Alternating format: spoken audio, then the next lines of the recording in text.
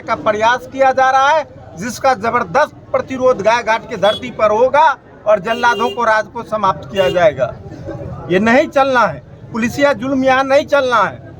हम लोग जो है कितना पुलिस वाले को देखे हैं, तो जुल्म के खिलाफ अगर जुल्म बढ़ता है तो जुल्म के खिलाफ लड़ाई भी बढ़ती है और जुल्मी को ध्वस्त होना पड़ता है, जाना पड़ता है। इस राजा सिंह को भी यहाँ से जाना पड़ेगा और जेल के अंदर चक्की पीसना पड़ेगा राजा सिंह को इस केस में। पुलिस ने जो प्रेस रिलीज जारी की उसमें कहा गया कि यहाँ पर पुलिस वालों के ऊपर हमला किया गया। हम तो कह रहे हैं कि एक प्लॉट वो कहानी गढ़ रहा है कि हमने पॉस्को एक्ट के अपराधियों की गिरफ्तारी करने गया था और वहाँ पर हम लोगों पर हमला कर दिया। अजय राय के घर में उन्हें घुसा। अजय राय तो कोई पॉस्को एक्ट का अपराधी है नहीं, गोली उन्होंने मारा है जगतवीर राय को। पॉस्को एक्ट का तो उनका बेटा अपराधी नहीं है, चाहे वो तो नहीं है। तो ये एक प्लॉट गढ़ा जा रहा है।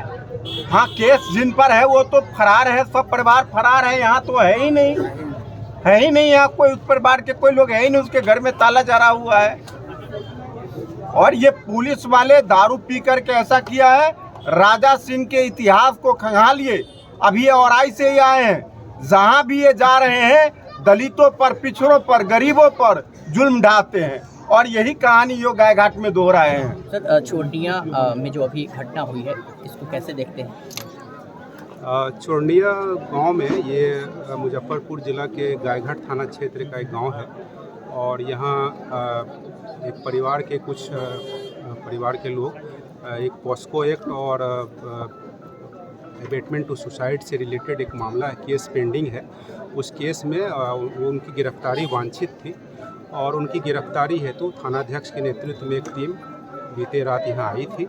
रेड किया गया था। रेड के दौरान उन पर जो वांछित अभियुक्त थे उनके अपने घर से किसी और के घर में जाने की बात बताई गई और इसी क्रम में यहाँ कुछ ग्रामीण जुटे हैं। ग्रामीण जुटने के क्रम में कुछ जो बात बताई गई है कि पुलिस पर भी आक्रमण हुआ है, इस तरह की बातें आई हैं। इसकी जांच हो रही है। साथ में ये भी आया है कि जो है पुलिस में के कुछ लोग जख्मी हुए हैं और वाहन भी क्षतिग्रस्त हुआ है। एट द सेम टाइम कुछ देर के बाद ये जानकारी आई है, कुछ समय के बाद यहाँ से, कि एक व्यक्ति को भी गोली लगी है और गोली लगने से उनकी मौत हो गई है। तो इस संबंध में हम SDM पूर्वी यहाँ मौजूद हैं। इनके द्वारा भी जाँच के लिए इनको भेजा गया है। मैं भी यहाँ पर हूँ।